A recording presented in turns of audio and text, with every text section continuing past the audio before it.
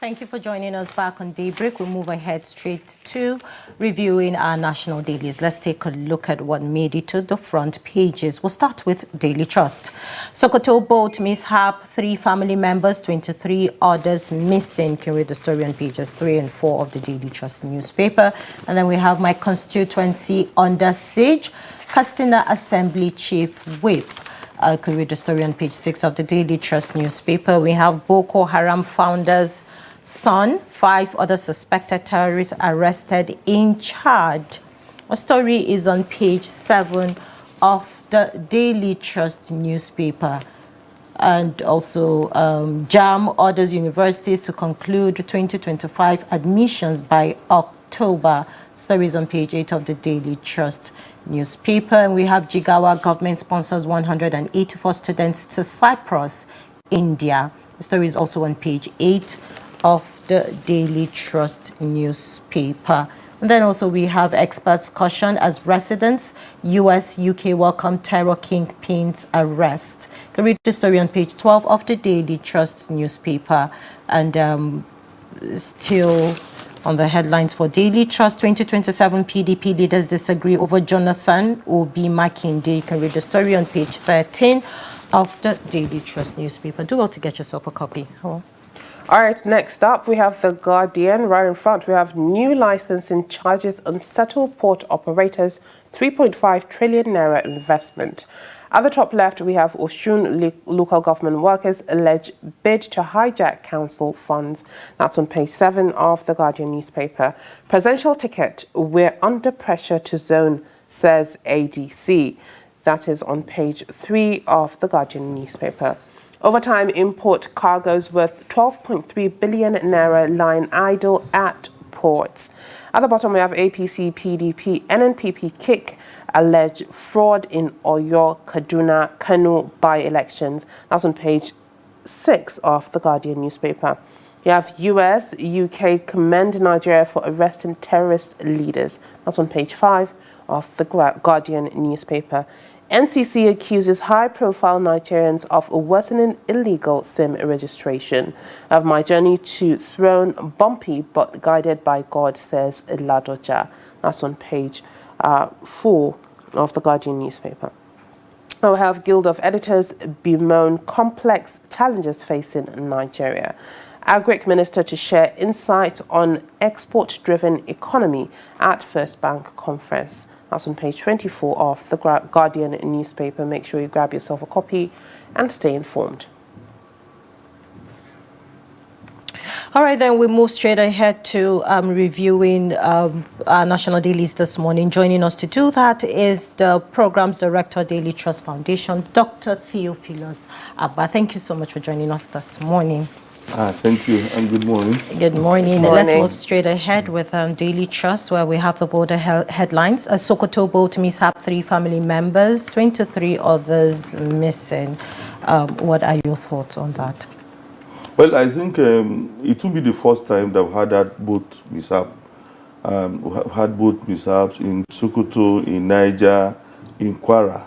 And we keep, it's like an annual ritual. Even in Kebbi, times we hear about boat mishaps, and I thought that by now we should have a definite strategy to stop it, because if you know that during this rainy season, rivers get over flooded, and anybody who uses it as a means of transportation, is at risk, especially if the boats are not well maintained, if they don't even know the current, the water, and all those things that will ensure safety.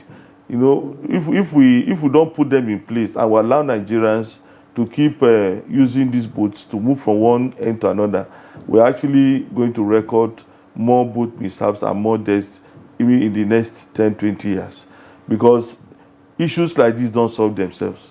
Somebody has to step in and say, look, this must be in place. If we know that the water, transportation system is not, is not standardized, then somebody has to wake up and say, look, it is my responsibility to standardize it. If the boats that we have are too old, we can say, okay, if a boat is of so and so number of years, you use it for 20 years, 10 years, it can no longer be used. You forbid it and you stop them from being used to transport people from one end to another, especially at a time like this. I know that there is Nigeria inland waterways. I think they are in charge of issues like this. If every state government also, if you know that your indigenous people of your state are using boats to move from one place to another, then you must standardize the procedure. Because as long as we don't standardize it, we keep having this report every other year. You hear about boat mishap. It happened in Niger. It happened in Kwara. It happened in Sokoto. I see. You hear the story irregularly. It means that somebody has not done what he ought to do. So I mean, we are not the only ones who use boats or who transport people on the water. There are other parts of the world that even if you go to Ireland, you see they use boat, they use ship, and you transport people and goods from one place to another. And the number of accidents we are recording, they don't record because they standardize the procedure.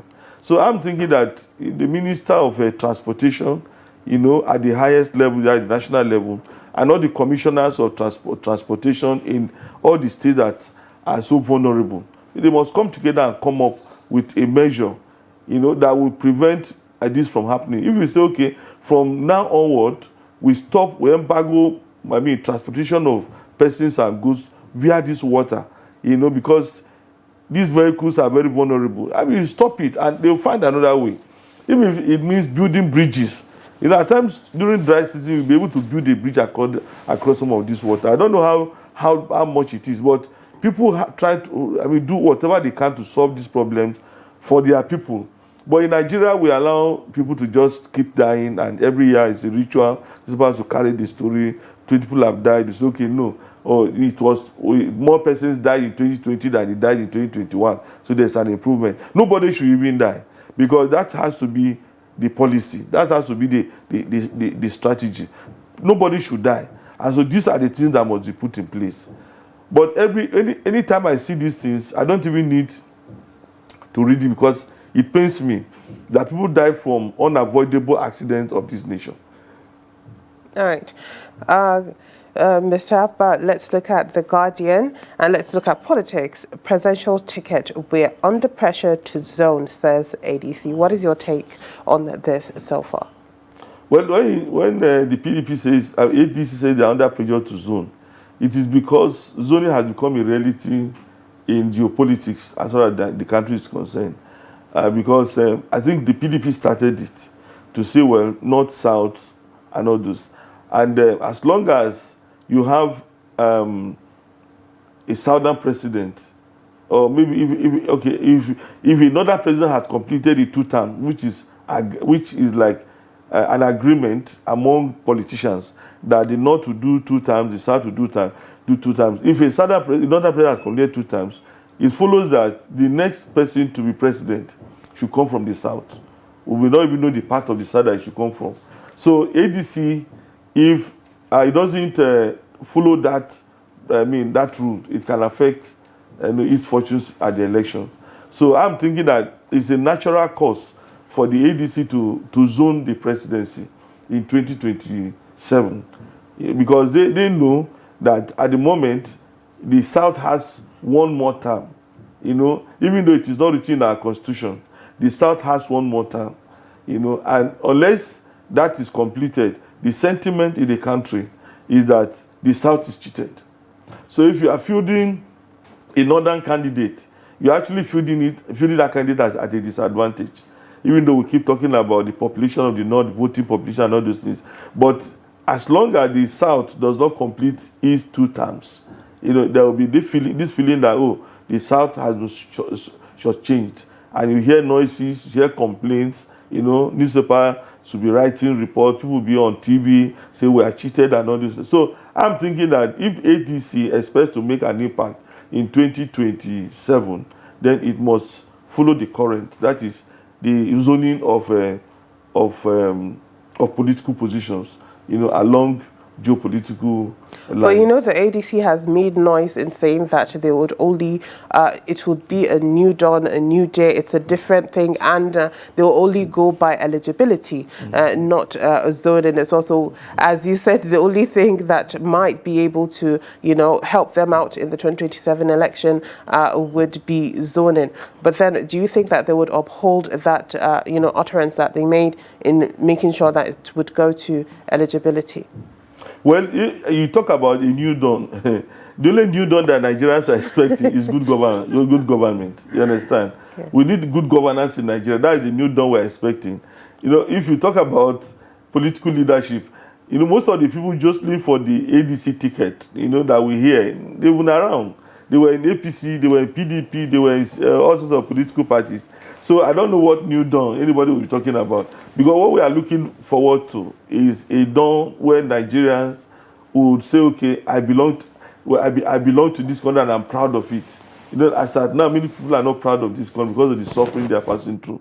You know, if you read what we call nationalism, you know, nationalism means you have this passion, you know, you have emotional emotional link with your country, and you are happy you can do anything for your country.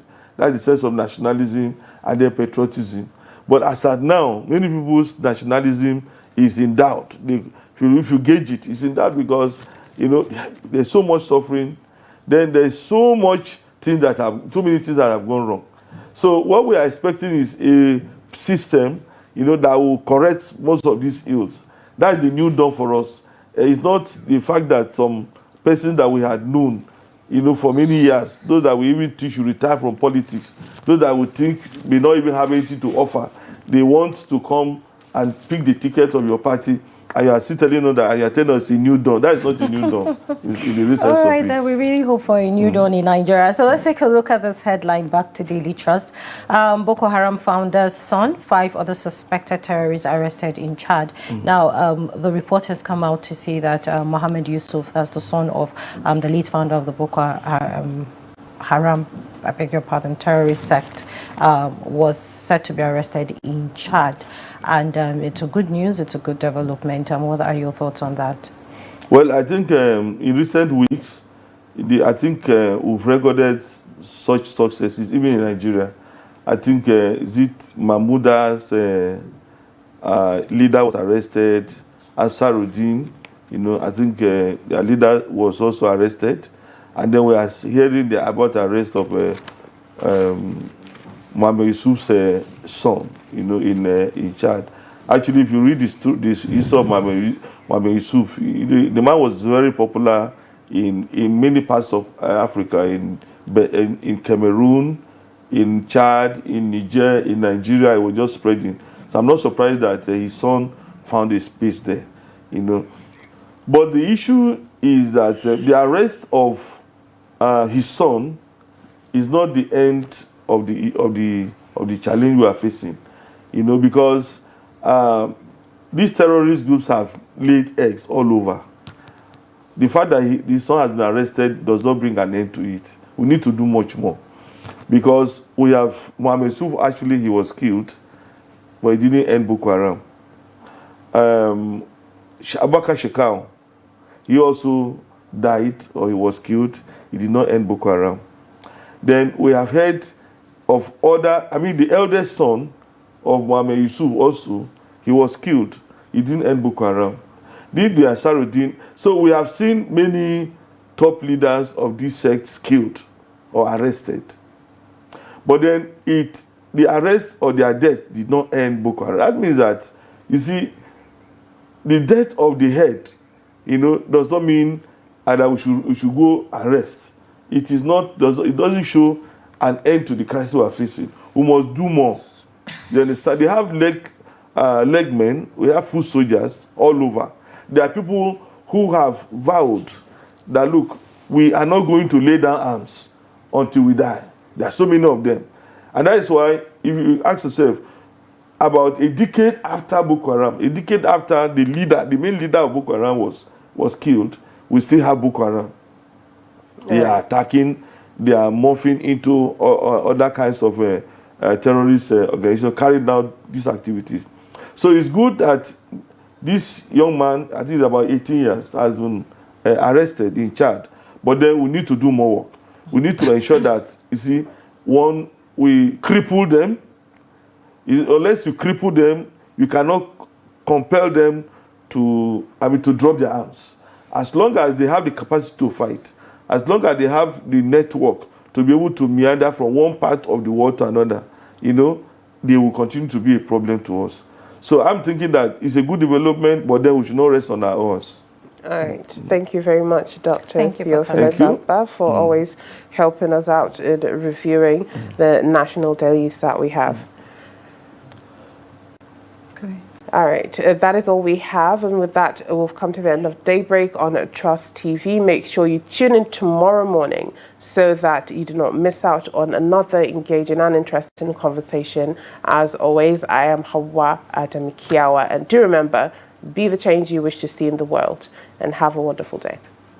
And I am Mimuna Bagujo. Thank you so much for sticking with us this morning. Do not forget to follow us on all of our social media platforms and also subscribe to Trust TV's YouTube channel to stay informed. Have a great day and be the change you want to see. Bye-bye.